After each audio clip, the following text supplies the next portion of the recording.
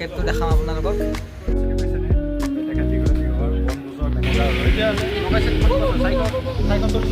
চাওক এখন দোকান, ইয়াতে পাব আপুনি গেছৰ কিবাকিবি পাব, গেছ চেছ ভাল কৰে, লাইট চাইট ভাল কৰে। এখন দোকান আছে,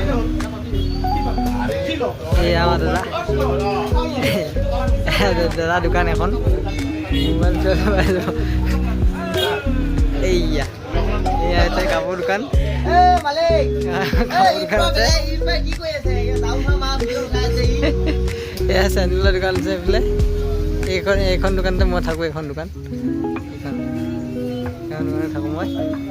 এইটো চেণ্ডেল দোকানৰ এয়া আহিব, এখন দোকান আছে,